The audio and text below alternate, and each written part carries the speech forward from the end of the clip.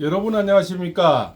우리나라가 지금 어디로 가고 있는지, 얼마나 잘못되고 있는지 이것을 낱낱이 올라온 글이 있습니다. 바로 북한에서 넘어온 바로 김태산 씨 이야기입니다. 이분 어떤 우리에게 전해주는 따끔한 그 현실을 우리 읽어드리고요. 또한 뭡니까? 이 오동훈이 이자가 얼마나 잘못된지, 또 오동훈이 이자가 앞으로 항로가 어떻게 될지 운명이, 이것을 낱낱이 파헤쳐 보겠습니다. 자, 그렇죠. 김태산 씨는 여러 가지 북한에서 넘어오는 북한 현실을 너무나 꿰뚫고 있더라고요. 그래서 꼭 우리가 들어볼 필요가 있다, 이렇게 생각이 됩니다. 북한식 인민재판장으로 전락한 한국 국회, 국민 90% 이상이 국회가 무엇을 하는 곳인지도 모르고, 독재국가 북한에서 살던 내가 상권분립 정치의 나라 대한민국으로 온 지 20년이 되었다. 그동안 민주주의 국가라고 자랑하는 한국의 입법기관인 국회에 대해 보고 느낀 바를 써본다. 결론부터 말하면 한국에서 제일 썩은 곳이 국회다. 그 국회 때문에 한국은 망해간다. 대한민국의 현 국회는 더는 입법기관이 아니다. 한국 국회는 범법자들의 친북, 친중, 역적들의 소굴이라고 나는 당당히 말한다. 국회의원 300명 중 100명의 법의 심판을 받은 자들이라 한다.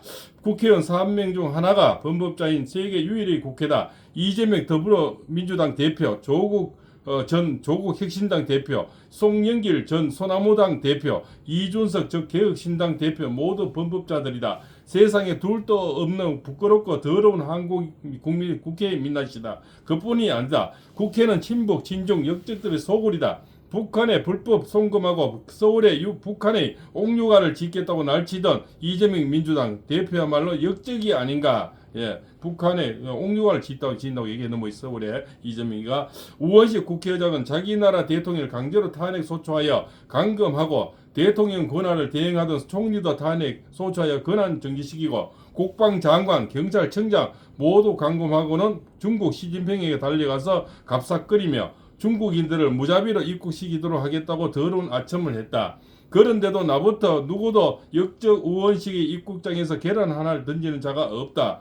김일성이가 1970년대 중력 대남 공작부에서 주었던 교시의 내용이 생각나서 옮겨본다. 칠레 아엔데 정권을 보면 선거를 통해서 정권을 얼마든지 탈취할 수 있다는 것을 알 수 있다. 그러니 이제부터 남조선 국회 공작에서도 국회 안에 불확실한 박아 넣을 생각하지 말고 직접 국회의 의석수를 확보하기 위한 공작으로 전환해야 한다. 이렇게 김일성이 얘기했는 모이죠. 사실 대학 시절인 1980년에 저 교시를 들을 때만 막연히 생각만 들었다. 그죠? 그런데 그때부터 45년 지난 지금 한국의 정치판을 보니까 김일성이 50년 전에 지시했던 꼭 그대로 판이 깔려있다. 김일성이 지시대로 지금 그대로 흘러가고 있다고 얘기합니다. 국회가. 김일성의 안보과 북한의 끊임없는 대남 적화 책동의 전율을 느끼며 거기에 동조하는 한국 정치인들은 모두 나라를 팔아먹은 역적들이라 생각을 지할 수가 없다. 이렇게 얘기를 하고 있습니다. 그래서 이자가 또 이 참 김단세가 여러 가지 얘기를 하고 있는데요. 결국은 북한의 지령대로 지금 움직이고 있다. 이렇게 지금 얘기가 나오고 있는 겁니다. 이거는 참 끔찍한 현실이 아닌가, 이렇게 생각이 됩니다. 그리고 이 오동훈의 이자를 보니까요, 이자가 원래 그저 이 부인하고 집에서 이별되는 운세가 나오는 겁니다. 그러면 이별된다면 깜빵에 들어가는 거죠, 그죠? 예, 그래서 결국은 가정하고 멀어지는 그런 운명이 들어온다는 거죠. 그래서 바로 깜빵에 들어간 운이다. 그래서 작년에 제가 12월달에 막 그러니까 한남도 쳐들어갈 때 오동훈이 보고 말고삐를 돌리면 내가 살 길이 생긴다. 그렇게 그때라도 말고삐를 돌려라. 수없이 얘기를 해왔죠. 이자가 그때만 말고삐를 돌리고 한남도를 지켰으면 대통령도 그저 안 잡혀들고 그렇지 않습니까? 또 지금 구치소 안 계시고 이자도 영원히 충신으로 살아남고, 근데 결국 오늘에 보십시오. 이자가 지금 역적으로 몰리고 있고 검찰에서 지금 대대적인 조사를 지금 수사를 들어간다고 하지 않습니까? 그리고 물론 바로 체포는 안 됐지만 오늘 내일 저는 체포도 된다고 봅니다. 이 반전이라는 게 일어날 겁니다. 대통령 쪽으로 문기가 움직이고 지금 각하 얘기가 나오고 기각 얘기가 나오면서 뭡니까? 이제는 수사 얘기도 나오지 않습니까? 여기 좀 더 발전되면은 만약에 바로 각하가 되는 순간 이자는 바로 체포가 불법이 아니죠. 바로 그죠? 현장 체포가 되겠죠. 그래서 이자의 운명은 원래 가정과 멀어지는 운명이다. 이렇게 나오는 거죠. 그럼 가정과 멀어지면 어디 갑니까? 깜빵 아니면 지옥이죠. 그죠? 그렇게 가는 운명이 이루어진다. 이렇게 이렇게 볼 수가 있죠. 사람이 어떤 선택지에서 선택을 잘 해야만이 옛날에는 한 번 잘못하면 10년, 지금은 평생이 오갈 수가 있죠. 이자의 운명이 이제 평생의 운명이 걸려 있다. 지금 또 막연한 어떤 희망을 갖고 있을 겁니다. 바로 이재명이가 되면 조기 대선하면 나는 바로 뭡니까?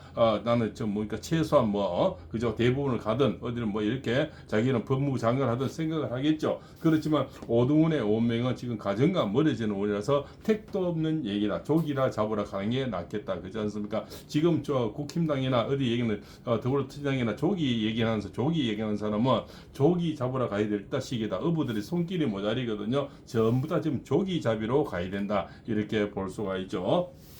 그리고 거기다가 이제 국정원에 있는 홍장원이 메모, 이것이 바로 이제 뭡니까 대진 거기서 국정감정서에서 지금 감정서가 나왔지 않습니까? 이것은 바로 뭡니까 이 홍장원이 글씨가 아니고 박선원이 글씨다, 이렇게 딱 나와버렸죠. 그게 임팩트가 강해지면서 오동현의 뭡니까 이 기각된 중앙지법에서 그지 않습니까 영장 기각된 16개 영장, 이거 모든 것이 여기서 이제 이자하고 거짓말이 연결되는 거죠. 그러면서 이제 물살이 확 이루어지는 겁니다. 그러면서 이자들의 어떤 말로는 지금 분명해졌다, 이렇게 볼 수가 있죠. 홍장원에는 생년을 찾을 수가 없더라고요. 보니까 국정원 출신들은 잘 나오지가 않습니다. 그죠? 조태용하고 찾아보니까 국정원에는 아마 그 기밀이라서 이 노출이 안 되는 불량 요원들이 있기 때문에 아마 생년월이 노출이 안 되는 것 같습니다. 그러나 오동훈이 어떤 생년을 1969년 8월 15일을 대입해 보니까 이자가 원래 가정에서 몰아져서 바로 불구덩이나 지옥으로 떨어지는 운. 그러면 우리 헌법상에서는 까목소죠. 까목소 가는 그런 운세가 들어왔다, 이렇게 볼 수가 있겠죠.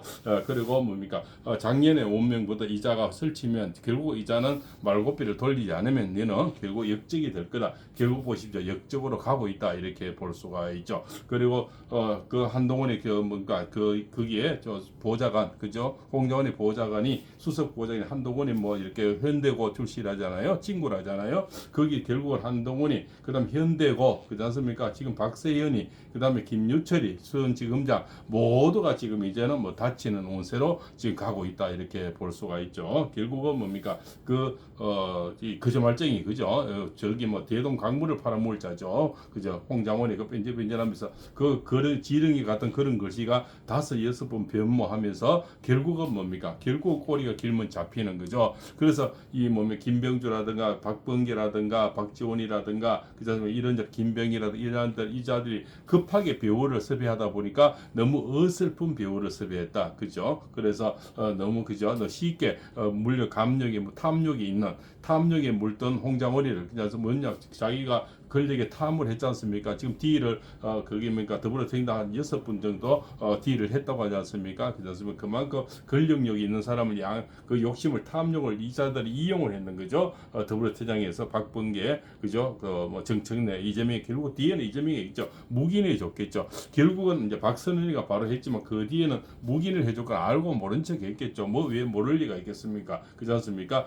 박선원의 서열도 상당히 높다며요. 문재인이보다 서열이 더 높다며요. 그렇지 않습니까? 그자는 보안법으로 3년을 징역까지 살았는 자잖아요. 그래서 그자가 홍장훈이를 구워 삼고 오동훈이는 아마 이재명하고 37분간 만났다고 하잖아요. 그래서 전부 거기서 딜을 해서 이까지 왔는데 결국 이자들이 내란을 했고 이자들이 국헌 문란을 했고 이자들이 구데타를 했다는 것이 지금 우리법연구회부터 쭉 이제 연결이 되고 있는 거죠. 그래서 중앙지법에서 기각당한 걸 가지고 서부지방법원에 가지고 이순영이 신한미 차은경으로 해서 이제 대통령실을 욕보이게 되는 거죠. 그날의 종지부가 오늘 이제 찍히게 되는 거죠. 그 이자의 운명.